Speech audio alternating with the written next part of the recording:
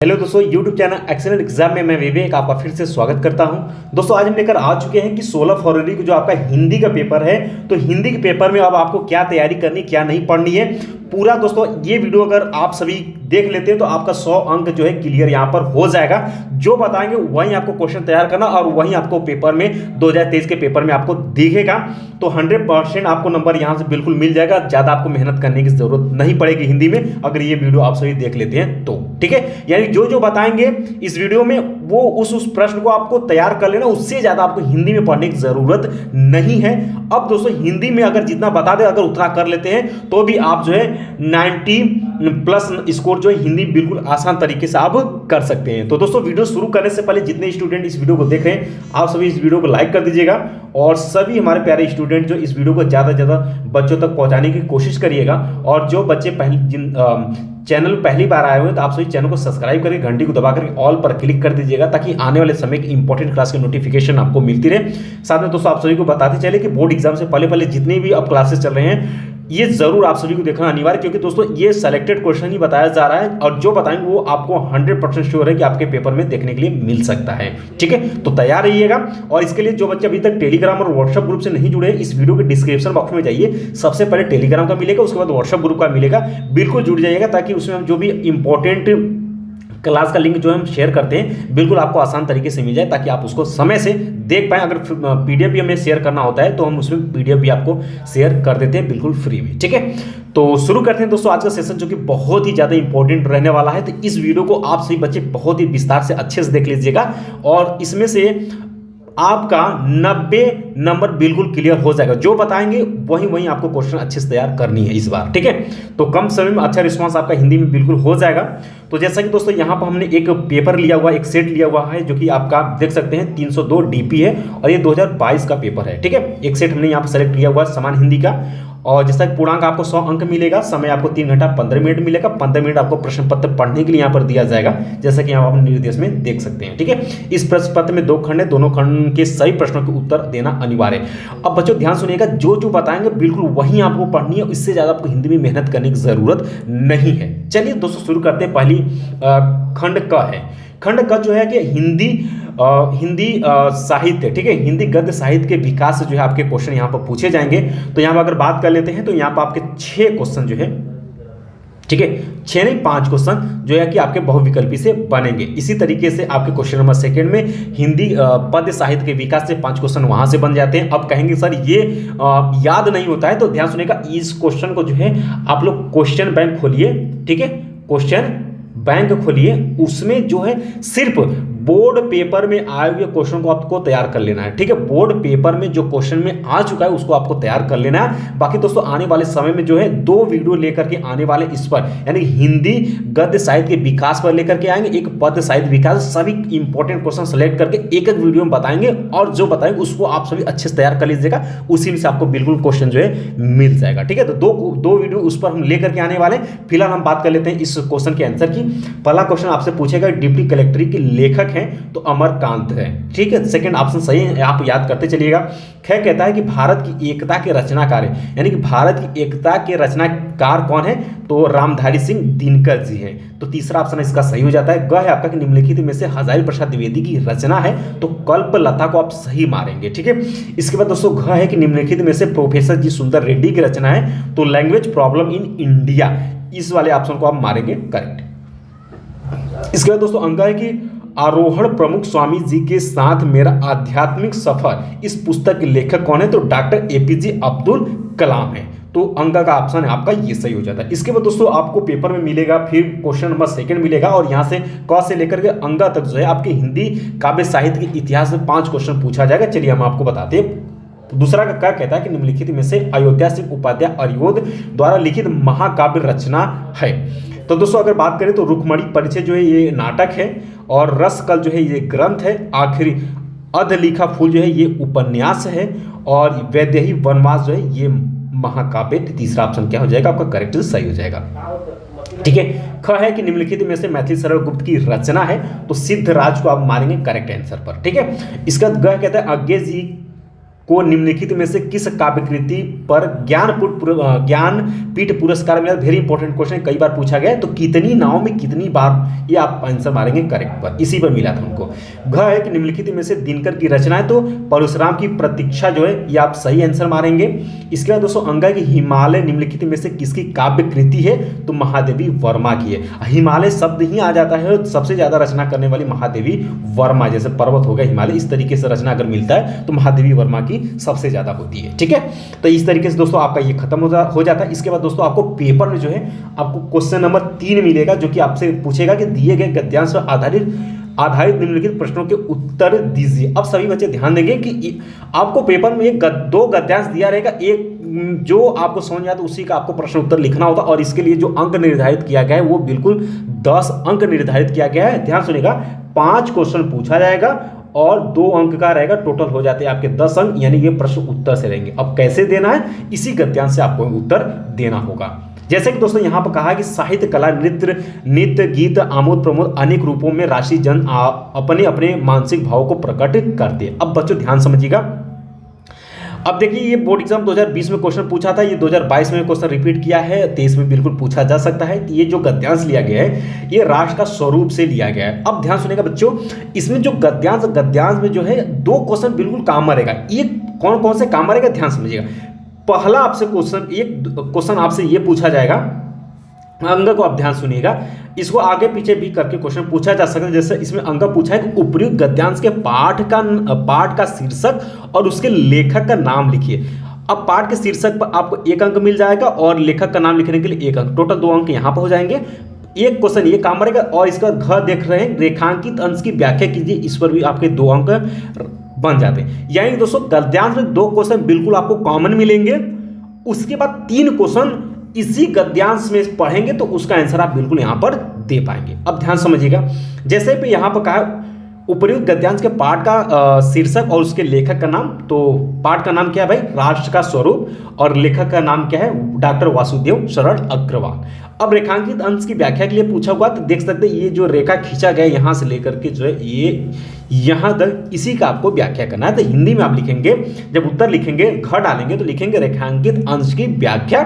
उसके बाद दोस्तों इसमें लेखक क्या कहना चाहता है उसको आप पढ़ेंगे तो समझ में चीजें आ जाएंगी, बिल्कुल अपनी भाषा में इसको आप लिख सकते हैं। इसके बाद दोस्तों जो कह है कि राष्ट्रीय जन अपने अपने मानसिक भावों को किन रूपों में प्रकट करते हैं। अब देखिए यहाँ पर साहित्य, कला, नृत्य, गीत, आमोद प्रमोद अनेक रूपों में राष्ट्रीय जन अपने अपने मानसिक भाव को प्रकट करते हैं। अब देख सकते हैं कि राष्ट्रीय जन, अब ये देख पाएंगे कि इसका आंसर देख सकते हैं यहां से लेकर के जो है यहां तक आपको बिल्कुल मिल गया। आपको डायरेक्ट आपको यहां पर बना करके लिख देनी है। इसी तरीके से दोस्तों कहा है कि संस्कृत के आनंद पक्ष को कौन स्वीकार करता है, तो इसी गद्यांश खोजेंगे वो भी मिलेगा। मानसिक और स्वास्थ्यकार शब्दों के अर्थ लिखिए, तो आप इसमें से खोज करके उसका अर्थ भी बता सकते हैं, लिख सकते हैं। अथवा करके दोस्तों दो हमने बताया था, 2 गद्यांश दिया रहेगा, अथवा करके ये है, ये दूसरा है। अगर आपको ये आता तो ये करिए, अगर ये आता तो ये करिए, ठीक है।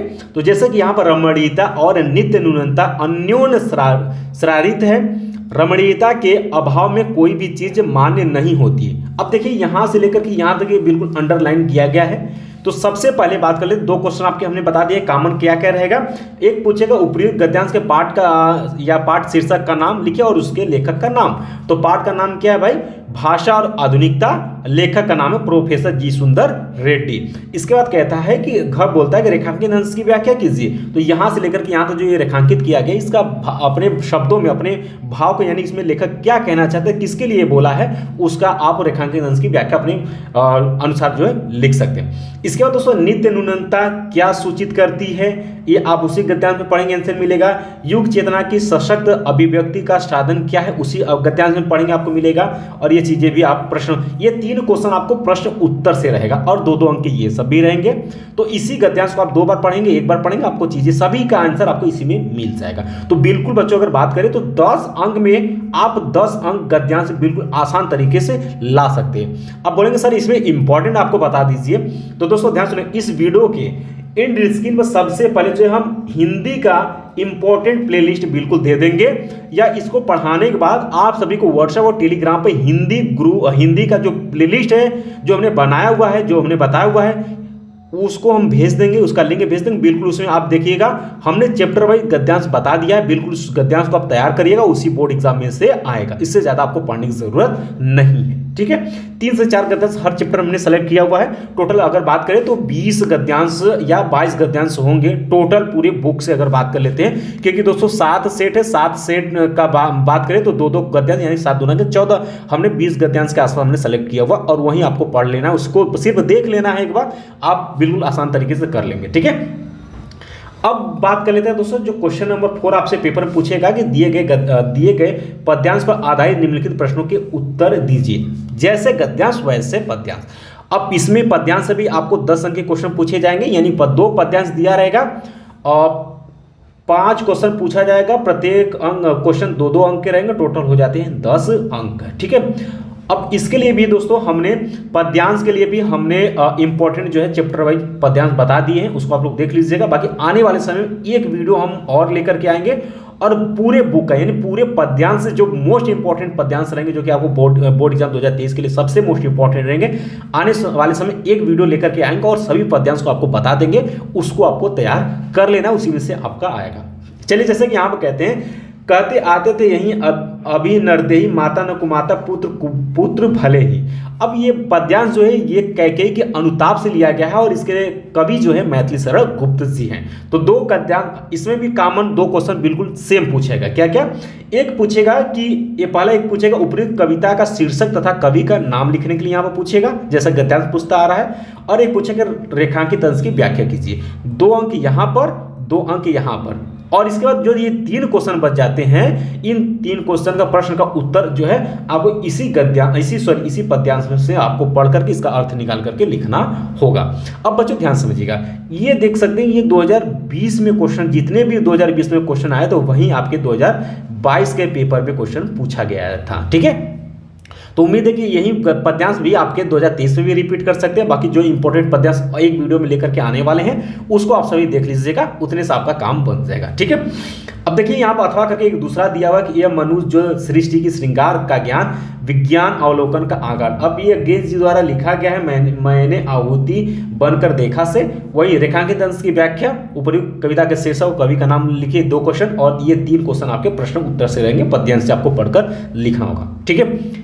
अब इतना क्लियर हो गया, इसके बाद बढ़ते हैं क्वेश्चन नंबर 5 की तरफ। तो क्वेश्चन नंबर जो 5 है कि निम्नलिखित में से किसी एक लेखक का साहित्यिक परिचय देते उनकी प्रमुख कृतियों का उल्लेख कीजिए। अधिकतम शब्द सीमा 80 शब्दों में लिखना है, और यहाँ पर देख पाएंगे तो 3+2 यानी 5 अंक का यहाँ से आपको लेखक का साहित्यिक परिचय देते उनकी कृतियों को उल्लेख करना है।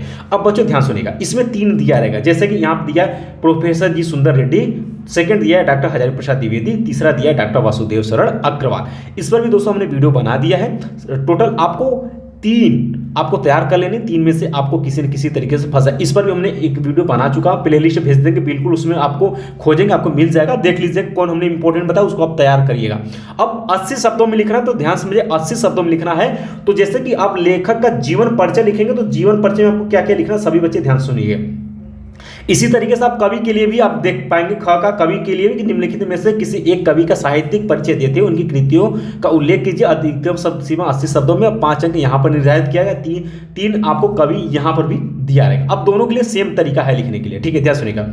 जैसे कि सभी का यानी कि आप या तो लेखक या तो कवि का जीवन परिचय लिख रहे हैं, तो जीवन परिचय में आपको क्या लिखना भाई, नाम उनका लिख देना, जन्म सबसे पहले लिखेंगे, जन्म, स्थान, ठीक है, जन्म कब हुआ था, स्थान कहाँ पर हुआ था, अगर उनका बचपन का नाम है वो लिखेंगे, और इनकी शिक्षा लिख देंगे, ठीक है, शिक्षा, और अगर इनके माता पिता का नाम पता है तो माता पिता का नाम आप लिख देंगे।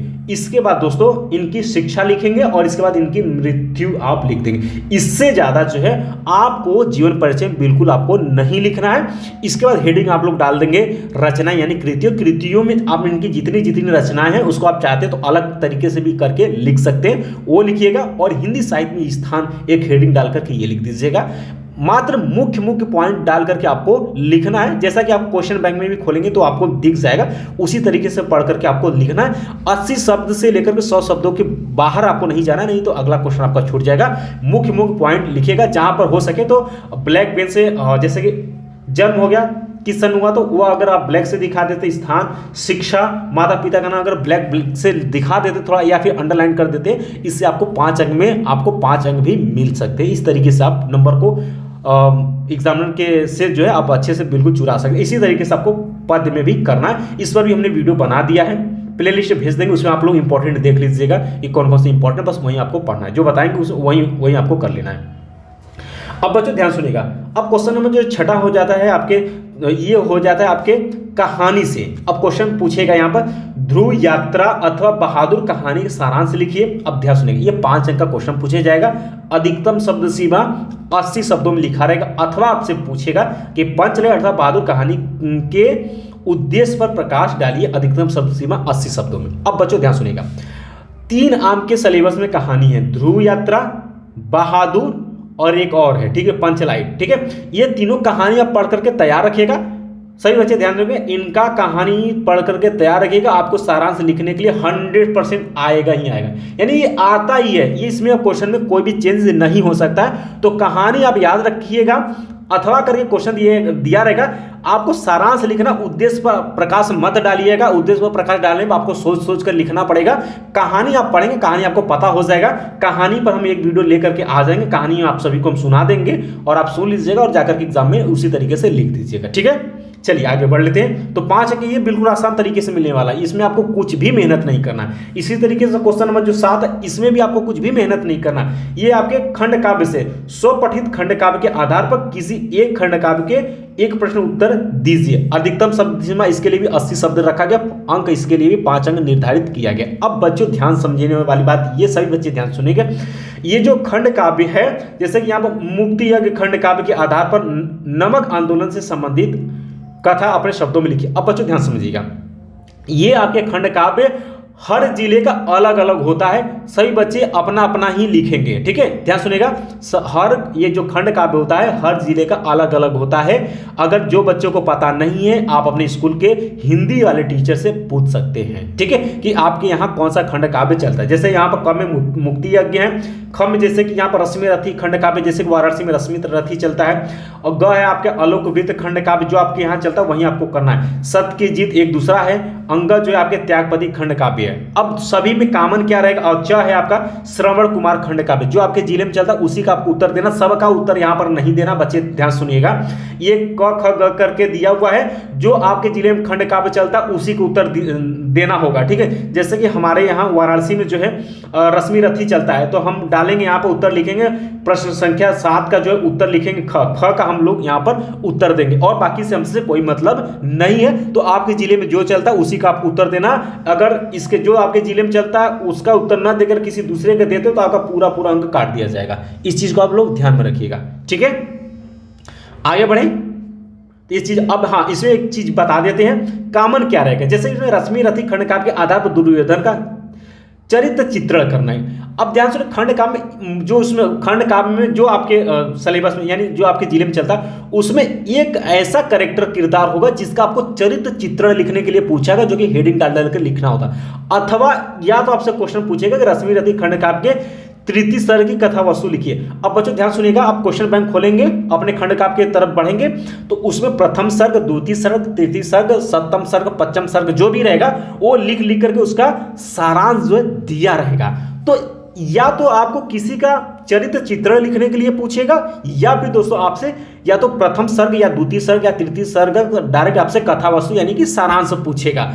तो अगर आपको यहाँ पर चरित्र चित्रण लिखने में प्रॉब्लम हो रही है तो आप एक काम कर सकते हैं कि जो है सभी सर्ग को आप नाम से याद रखिएगा कि प्रथम सर्ग में क्या से कहां तक बताया गया था, द्वितीय सर्ग में कहां से शुरू हुआ था कहां अंत हुआ था, तृतीय सर्ग कहां से शुरू हुआ था कहां तक अंत हुआ। सभी कहानी आप याद रखिएगा और हेडिंग डाल करके आप लिख दीजिएगा, पूरा अंक आपको मिल जाएगा यहाँ पर, ठीक है। चलिए अब आगे बढ़ लेते हैं। अब आपका खंड काव्य भी आपका क्लियर हो गया। ये सभी क्वेश्चन जो सभी बच्चे ध्यान से देंगे, ये खंड काव्य हो गया, कहानी हो गया, ये क्वेश्चन एकदम बदलता नहीं है, हर साल एक ही क्वेश्चन आता है सभी सेट में, ठीक है। तो इसको आपको पढ़ लेना है। इसके बाद बच्चों आगे बढ़ लेते हैं। अब शुरू हो जाता है आपका खंड ख। अब यहाँ पर आपने देखा कि 50 अंक बिल्कुल आसान तरीके से प्राप्त हो गए। आपको बता दिए कैसे आपको करना है। बाकी आपको लिंक सभी वीडियो का हिंदी का भेज देंगे प्लेलिस्ट, वहां से देख लीजिएगा। बाकी कुछ जो बताएं उसका वीडियो एक हम लेकर के आएंगे और उसमें हम सब कुछ क्लियर कर देंगे, ठीक है। अब खंड ख जो है आपका देख सकते हैं क्वेश्चन नंबर 8 के क में। अब बच्चों ध्यान सुनिएगा, इस पर भी आप क्वेश्चन 8 के क में पूछेंगे दिए गए संस्कृत गद्यांशों में से किसी एक का संदर्भ सहित हिंदी में अनुवाद कीजिए। अब बच्चों ध्यान सुनिए, इसमें हमने 14 या 15 टोटल पूरे बुक से हमने गद्यांश इंपॉर्टेंट बता दिए हैं, ठीक है। इंपॉर्टेंट ये बता दिया, इसका वीडियो जो है आप कहेंगे तो हम कमेंट बॉक्स में कहेंगे तो हम भेज देंगे, या फिर दोस्तों प्लेलिस्ट में आप खोजिए, प्लेलिस्ट का लिंक देंगे, प्लेलिस्ट में आप देखते जाइए नीचे तक आपको ये वीडियो मिल जाएगा, ठीक है। बस उस गद्यांश को जो बता दे उसी गद्यांश को आपको पढ़ करके तैयार कर लेना, उसी में से 100% आएगा, उससे ज्यादा आपको पढ़ने की जरूरत यहाँ पर नहीं है, ठीक है। जैसे कि यहाँ पे ये जो गद्यांश लिया गया आत्मज्ञ एवं सर्वज्ञ से लिया गया, 2020 में ये क्वेश्चन पूछा गया, देख पाएंगे 22 में पूछा गया, इसी तरीके का क्वेश्चन आता है। और 2 गद्यांश दिया रहेगा, एक आपको करना पड़ता है। और देखिए एक दूसरा गद्यांश जो दिया है वो उलूक जातकम से यहाँ पर पूछा गया था, जो कि 2019 में इससे पहले आया था, 2022 में आया, ठीक है। ये 8वां का क में 2 गद्यांश, एक आपको करना होगा। इस पर हमने एक वीडियो बना दिया, पूरे बुक हमने 14-15 गद्यांश बताए हैं संस्कृत का, उसको तैयार करिए, उसी में से आपको क्वेश्चन मिलेगा, ठीक है। इसका दोस्तों ख है, ख में आपसे पूछेगा दिए गए श्लोकों में से किसी एक का संदर्भ से हिंदी में अनुवाद कीजिए, 7 अंक इस पर भी आपके लिए निर्धारित है। इसके लिए बच्चों ध्यान सुनिएगा, इसके लिए भी 7 अंक निर्धारित रहेगा। 2 अंक आपको संदर्भ सही से लिखते हैं, 2 अंक संदर्भ, 5 अंक आपको हिंदी में अनुवाद करते हैं उसके लिए। इसी तरीके से दोस्तों ये जो श्लोक है, ठीक है, ये जो श्लोक है, श्लोक में 2 अंक आपके संदर्भ के लिए मिल जाएंगे, 5 अंक आपको हिंदी में अनुवाद करने के लिए मिल जाएंगे।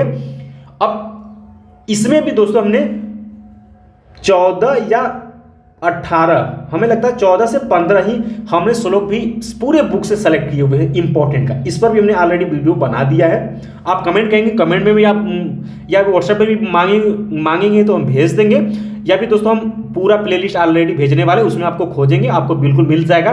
जो बताए वही आपको इसमें श्लोक में तैयार करना, उससे बाहर एक भी आपको तैयार नहीं करनी, उसी में से आपको आएगा 100%, ठीक है। उससे बाहर आप सभी को बच्चों को तैयारी करने की जरूरत नहीं है श्लोक में, ठीक है। तो जैसे कि ये पहला आपके सुभाष रत्नानी से दिया था, ये सभी क्वेश्चन में पिछले साल बच्चों को बताया तो वहीं आया था, इस बार भी बता रहे वहीं आएगा, ठीक है।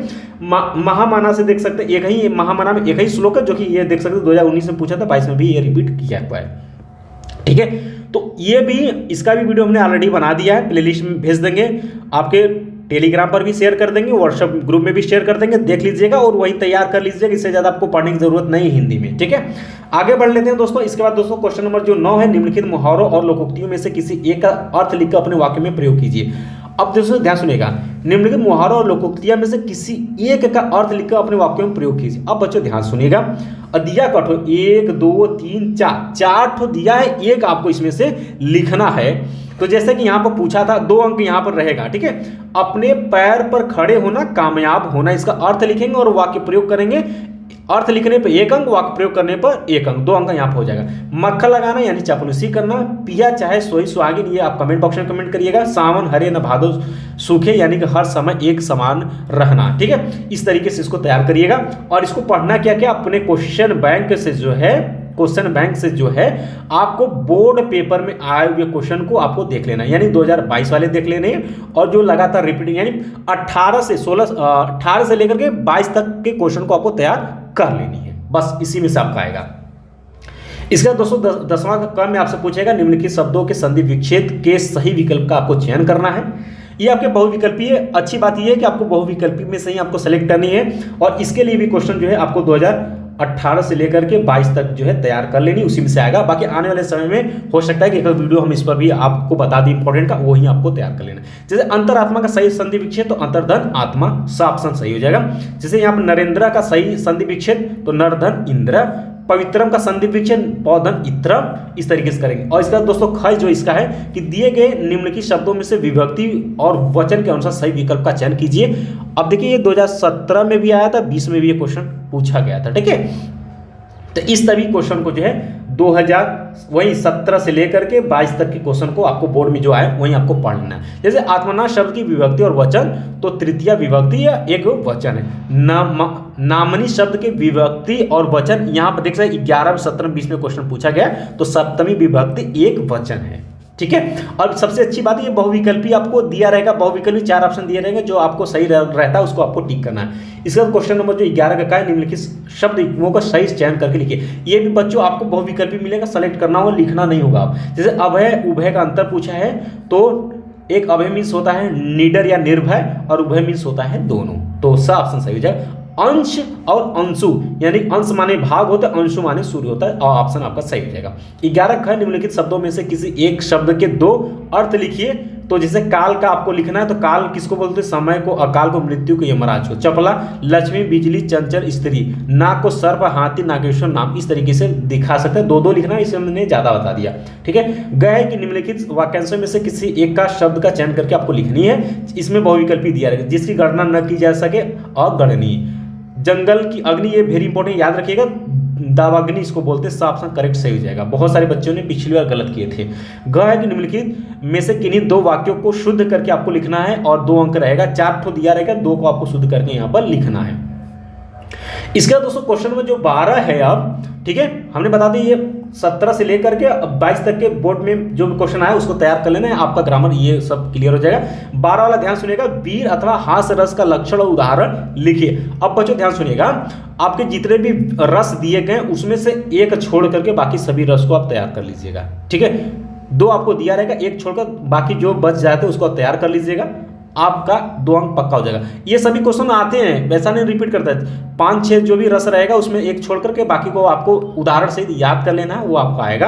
अलंकार में इसी तरीके से एक अलंकार को छोड़कर बाकी सभी को आप याद कर लीजिएगा, बहुत ही सिंपल सा है। और इसका उदाहरण देखिए, 2 अंक, ये सभी 2 अंक निर्धारित ही आपको मिलने हैं अगर लिख देते हैं। दोहा था चौपाई में से एक को छोड़कर बाकी सभी को याद कर लीजिएगा, और 2 अंक यहाँ पर मिल जाएंगे, ठीक है। इसमें ज़्यादा मेहनत करने की जरूरत नहीं, इन सभी क्वेश्चन को आप तैयार कर लीजिएगा, ठीक है। आएंगे, ऐसा नहीं कि ये चेंज होगा।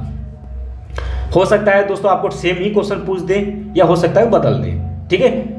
इसका दोस्तों 13वां है, या फिर हो सकता है कि दोस्तों इस पर जो है 1, 2, 3 वीडियो बना दें आपके इंपॉर्टेंट के लिए, वो आप देख लीजिएगा। इसका 13वां, किसी विद्यालय के प्रबंधक के नाम प्रवक्ता पद पर अपनी नियुक्ति हेतु आवेदन पत्र लिखिए।